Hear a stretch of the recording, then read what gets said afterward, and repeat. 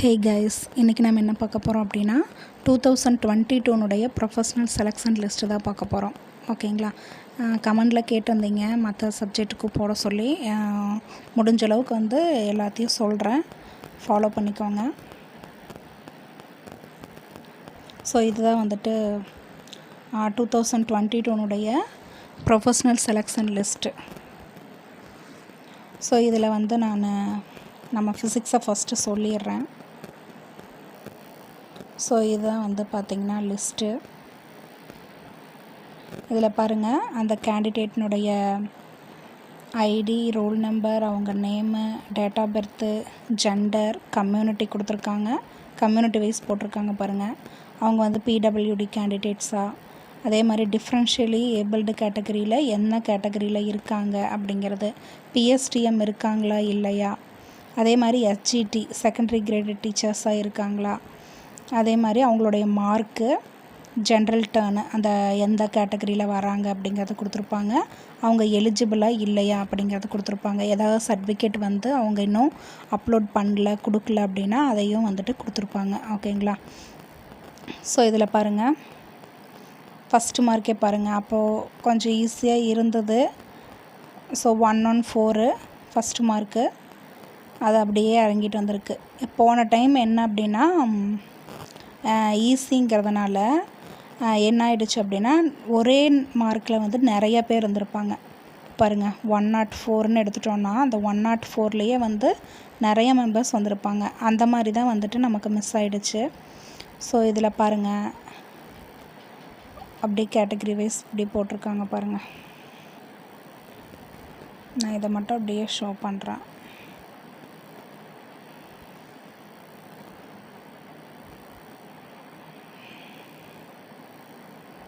Hundred, 99.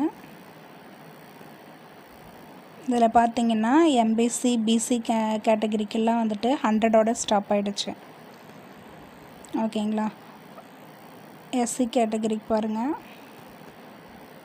SC category and Muslims, DNC இதெல்லாமே வந்திருக்கும் பாருங்கள். ஸோ அவங்களுக்கெல்லாம் இதில் கேட்டகரி 4ல் வந்தவங்க அவங்களுக்கெல்லாம் 76 வரைக்கும் கிடச்சிருக்கு பிசி கேட்டகரியில். அதே மாதிரி எஸ்சி கேட்டகரிக்கு 71, 68 வரைக்குமே இருக்குது கேட்டகரி வைஸ் வரும்போது.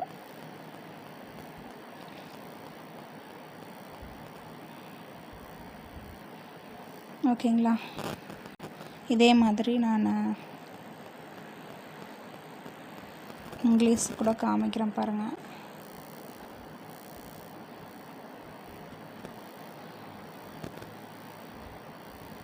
ஸோ இதுலேயும் பாருங்கள், இதில் பார்த்தீங்கன்னா இப்போ ஃபிசிக்ஸுக்கெல்லாம் பார்த்தீங்கன்னா ஒரே ஒரு செட்டு மட்டும்தான் உள்ளே போனாங்க. ஆனால் இவங்க 2-3 பேட்சாக உள்ளே போயிருப்பாங்கல்ல, அதனால் இவங்களுக்கு நார்மலைஸ் பண்ணி தான் போட்டிருப்பாங்க. அதனால தான் இந்த பாயிண்ட்லையெல்லாம் வந்திருக்குது. ஓகேங்களா? இப்போ பாயிண்ட்டு வித்தியாசத்துலையெல்லாம் போன டைம் நிறையா மிஸ் பண்ணியிருக்காங்க. ஸோ அந்த மாதிரி இந்த தடவை அந்த பிரச்சனை கிடையாது. ஏன்னா நம்ம ஃபுல்லாக ஓஎம்ஆரில் தான் எழுதியிருக்கோம். அப்போல்லாம் கம்ப்யூட்டர் இன்ஸ்ட்ரக்டரில் போன எக்ஸாம் எல்லாமே. அதனால் இது கொஞ்சம் பாயிண்ட் வைஸ் நார்மலைஸ் பண்ணி போட்டிருக்காங்க. அதனால் வித்தின் சின்ன பாயிண்ட்லேயே ஒரு 0.5 வித்தியாசத்தில், 0.2, 0.1 வித்தியாசத்தில் கூட இவங்களுக்கு மிஸ் ஆகிருக்க நிறையா வாய்ப்புகள் இருந்திருக்கும். சிவிக்கு போயிட்டு கூட கிடைக்காம இருந்திருப்பாங்க. இதில் பாருங்கள், ஃபஸ்ட்டு மார்க்கு 114.78 வாங்கியிருக்காங்க ஜென்ரல் கேட்டகரியில்.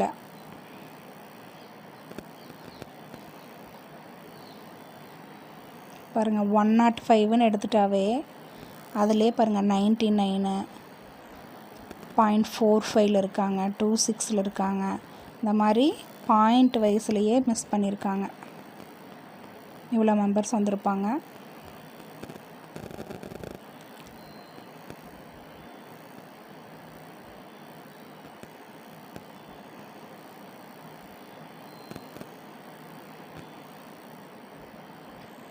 பாருங்கள், 102, 101, 101லாம் பார்த்திங்கன்னா நிறைய பேர் இருக்காங்க. அதுலேயும் பாயிண்ட் வைஸ்லேயே நிறைய பேர் இருக்காங்க பாருங்கள்.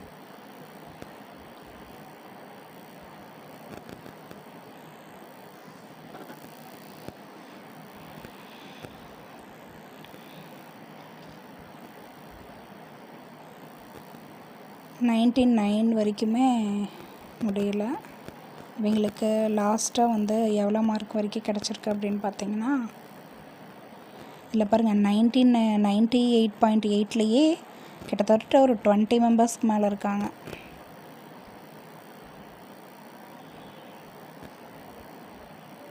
இந்த பாயிண்ட் வைஸ் வச்சதுனால தான் நிறைய பேர் மிஸ் பண்ணியிருப்பாங்க.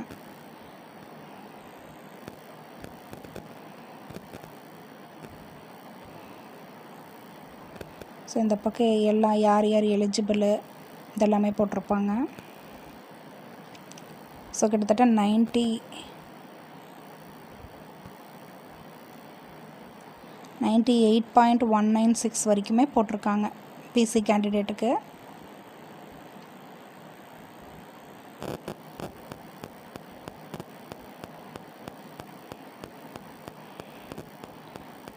எஸ்சி எஸ்டிக்கு போட்டிருக்காங்க பாருங்கள் 95.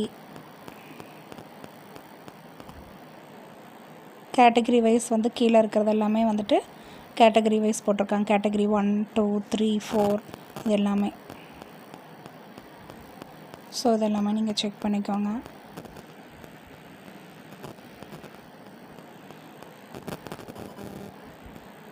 நெக்ஸ்ட்டு மேத்தமெட்டிக்ஸ் கூட நான் காமிக்கிறேன். ஸோ இதில் பாருங்கள் லாஸ்ட் இயர் வந்து 117 எடுத்திருக்காங்க.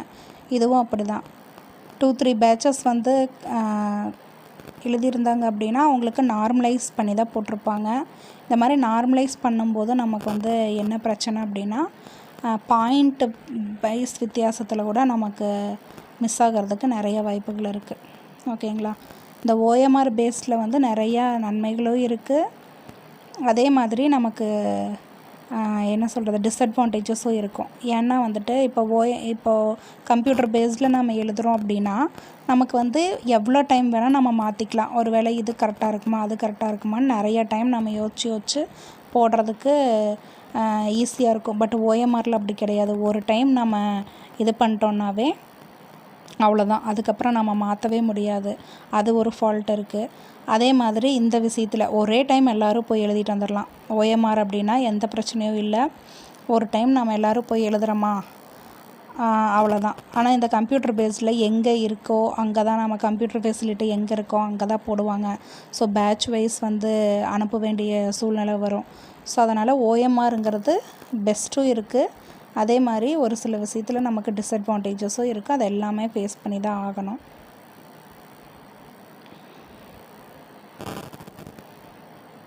ஸோ இதுலேயும் பாருங்கள் 99 பாயிண்ட்லேயே எவ்வளோ பேர் இருக்காங்க. 97, 98 பாயிண்ட்டு.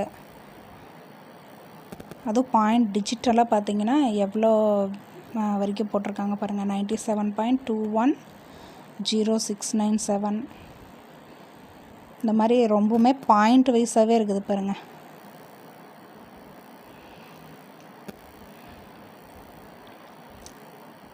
கேட்டகரி 1, 2, 3 இருக்கிறவங்கெல்லாம் ஆல்மோஸ்ட் நீங்கள் வந்து 82, 83, 77க்கு மேலே கூட நீங்கள் வந்து ஹோப்ஃபுல்லாக இருக்கலாம். இதில் பாருங்கள் லாஸ்ட் இயர் வந்து 69, 68 வரைக்குமே போட்டிருக்காங்க. பிஎஸ்டிஎம் இருக்கிறவங்க எல்லாமே வந்துட்டு சர்டிஃபிகேட் ரெடி பண்ணி வச்சிட்டிங்க அப்படின்னா உங்களுக்கு வந்து எல்லாத்துக்குமே முன்னுரிமை இருக்குது.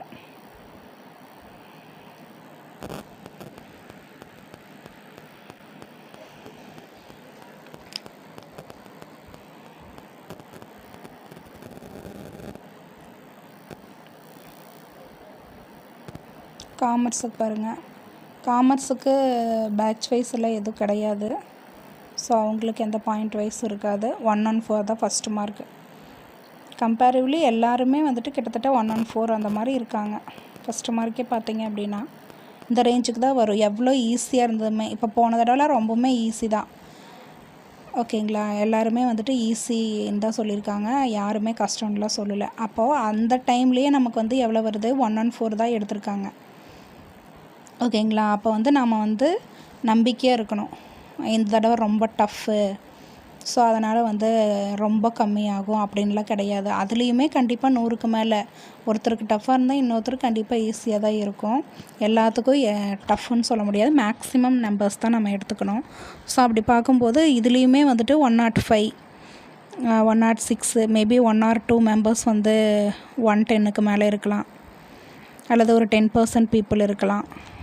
ஸோ அதை நம்ம சொல்ல முடியாது, ஜஸ்ட் ப்ரிடிக்ஷன் தான் பண்ண முடியும். ஸோ அப்போ 100க்கு மேலே நீங்கள் எடுத்துட்டீங்க, 100க்கு மேலே எனக்கு மார்க் இருக்குது அப்படின்னா நீங்கள் தைரியமாக இருக்கலாம். நான் அதான் சொல்லிகிட்டே இருக்கேன். கண்டிப்பாக வந்து 100க்கு மேலே இருந்தால் வேலை வந்து கன்ஃபார்மு. ஓகேங்களா. இந்த தடவை நமக்கு டஃப்பாக இருக்குது. 2025 பார்த்தீங்கன்னா கொஸ்டின் வந்து எல்லாத்துக்குமே ஒரு சில மேஜருக்கெல்லாம் வந்துட்டு ஈஸின்னு தான் சொல்கிறாங்க. இப்போ காமர்ஸ் எல்லாமே வந்துட்டு அந்த 2-3 இன்டர்வியூஸ் எல்லாம் நான் பார்த்தேன். அதுலெல்லாம் பார்த்தீங்கன்னா ஈஸின்னு தான் சொல்கிறாங்க. ஸோ அப்படி இருக்கும்போது அவங்களுக்கு கொஞ்சம் கட் ஆஃப் அதிகமாகலாம், அல்லது அந்த டிபார்ட்மெண்ட்லேயே மற்றவங்களுக்கு கொஞ்சம் டஃப்பாக இருந்திருக்கலாம். ஸோ அதனால் மாடரேட்டாக இருக்குது அப்படின்னா வந்துட்டு ஓரளவுக்கு ஒரு 90க்கு மேலே கட் ஆஃப் வந்து போகிறதுக்கு வாய்ப்பு இருக்குது. அதுவே ஈஸினா 100க்கு மேலே தான். டஃப்னு வச்சுக்கோங்களேன், இன்னுமே குறைய தான் வாய்ப்புகள் இருக்குது. ஓகேங்களா. 85க்கு மேலேயே வந்து சான்சஸ் அதிகமாக இருக்குது அப்படிங்கிறத மாதிரி தான் சொல்லிகிட்ருக்காங்க. ஸோ அந்த நம்ம போல் கொஸ்டின் போட்டிருந்தோம் இல்லையா, அதுலேயே வந்துட்டு இன்னும் அதிகமான மெம்பர்ஸ் வந்து மெசேஜ் பண்ணிட்டு தான் இருக்காங்க, அதில் வந்து ஓட் பண்ணிட்டு தான் இருக்காங்க. ஸோ அதை வந்து ஓரளவுக்கு 1000 அல்லது 500 வந்ததுமே நான் போடுறேன். கிட்டத்தட்ட ஒரு 400 ரீச் ஆகிடுச்சு. 500 வந்ததுமே நான் அப்லோட் பண்ணுறேன் மறுபடியும் உங்களுக்கு. ஓகேங்களா. இப்போ வரைக்கும் பார்த்தீங்கன்னா பிலோ 80லேயே ஏகப்பட்ட பேர் இருக்காங்க. ஸோ நிறைய பேர் வந்து பிலோ 80ல் தான் இருக்காங்க. ஒரு 30% 30 மெம்பர்ஸ் அந்த மாதிரி வந்துட்டு 100க்கு மேலே போட்டிருக்காங்க. 90 மெம்பர்ஸ் வந்துட்டு ஒரு 48 மெம்பர்ஸ் போட்டிருக்காங்க. அதே மாதிரி பார்த்திங்கன்னா 85க்கு மேலே தான் நிறைய பேர் ஒரு 68 மெம்பர்ஸ் போட்டிருக்காங்க. அந்த மாதிரி வந்துட்டு ஓரளவுக்கு ஒரு 500 மெம்பர்ஸ் அல்லது 1000 மெம்பர்ஸ் அந்த மாதிரி வந்ததுமே நான் உங்களுக்கு எகைன் அப்லோட் பண்ணுறேன். ஓகேங்களா. இன்னுமே ஓப்பனாக தான் இருக்குது. டெலிகிராம் லிங்க்கு நான் வந்து இதில் டிஸ்கிரிப்ஷனில் போட்டிருக்கேன். நீங்கள் அதில் ஜாயின் பண்ணிக்கோங்க. உங்களுடைய என்ன டவுட்ஸ் இருந்தாலுமே நான் வந்துட்டு டெலிகிராமில் உங்களுக்கு அந்த கேட்டகரி வைஸ் நான் போல் போட்டிருக்கேன். ஸோ அதை நீங்கள் அதில் போட்டிங்கன்னாலும் நம்ம போடலாம். ஏன்னா காமனாக தான் நான் மார்க் வைஸ் மட்டும்தான் ஃபஸ்ட்டு ஒரு போல் போட்டேன். அதில் எல்லாருமே சொல்லியிருக்கீங்க. இப்போ கேட்டகரி வைஸ் நான் பிரித்து போடும்போது இன்னுமே நம்ம டிஃப்ரென்ஷியேட் பண்ணுறதுக்கு ஈஸியாக இருக்கும். ஸோ நீங்கள் வந்து டெலிகிராம் லிங்க்கில் தவறாமல் ஜாயின் பண்ணிக்கோங்க. ஓகேங்களா ஃப்ரெண்ட்ஸ். என்ன டவுட் இருந்தாலும் கேளுங்க. எனக்கு தெரிஞ்சதை நான் கரெக்டாக டெய்லியும் அப்டேட் பண்ணிட்டு தான் இருக்கேன்.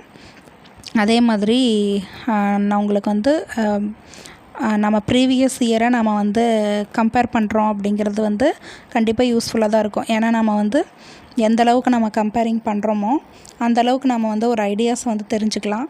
ஸோ இப்படி தான் இருக்க போகுது அப்படிங்கிற ஒரு மோட்டிவேஷனாகவும் நம்ம ஃபீல் பண்ணுவோம். ஓகேங்களா. ஸோ நான் வந்து 2017 சொன்னேன், அதெல்லாம் ரொம்பவுமே டஃப்பான கொஸ்டின். நீங்கள் அந்த ஆல்ரெடி நான் போட்டிருப்பேன், அந்த 2017 என்னுடைய செலெக்ஷன் லிஸ்ட்டை நான் உங்களுக்கு போட்டிருப்பேன். அதில் பார்த்திங்கன்னா 78 எடுத்தவங்களா கூட ஈஸியாக உள்ளே போயிருப்பாங்க, பிசி கேட்டகரி, எம்பிசி கேட்டகரி. ஏன்னா அந்தளவுக்கு அப்போ வந்து டஃப்பாக இருந்தது. இப்போவும் அதே மாதிரி தான் டஃப்பாக இருக்குதுன்னு எல்லோரும் சொல்கிறாங்க. ஸோ அதுபடி நாம் வந்து இன்னுமே குறையிறதுக்கு தான் நமக்கு வாய்ப்பு இருக்குது. அதாவது 85 வரைக்கும் வரலாம் அப்படிங்கிறது என்னோடய கணிப்பு. ஓகேங்களா. 70 வரைக்கும் 78 77 அதெல்லாம் எஸ்சி கேட்டகரிக்கு 77 78 இருக்குது மார்க் இருந்ததுனாவே நீங்கள் ஹோப்ஃபுல்லாக இருக்கலாம். அதே மாதிரி எம்பிசி பிசி கேட்டகரிக்கெல்லாம் வந்துட்டு ஒரு 85க்கு மேலே இருந்ததுன்னா ஒரு ஹோப்ஃபுல்லாக இருக்கலாம். பிசி கேட்டகரிக்கு பார்த்தீங்கன்னா 90க்கு மேலே இருந்தீங்கன்னா நீங்கள் ஹோப்ஃபுல்லாக இருக்கலாம். ஓகேங்களா. இப்போ வரைக்கும் பார்ப்போம். நமக்கு ரிசல்ட் வந்துட்டு நவம்பர் 5க்குள்ளே வந்துடும் அப்படிங்கிற மாதிரி தான் நமக்கு அப்டேட் வந்திருக்கு. ஸோ பார்ப்போம். ஓகேங்களா. Thank you friends. ஃபாலோ பண்ணிக்கோங்க, சப்ஸ்கிரைப் பண்ணுங்கள். உங்களுக்கு பிடிச்சிருந்ததுன்னா லைக் பண்ணுங்கள். Thank you friends.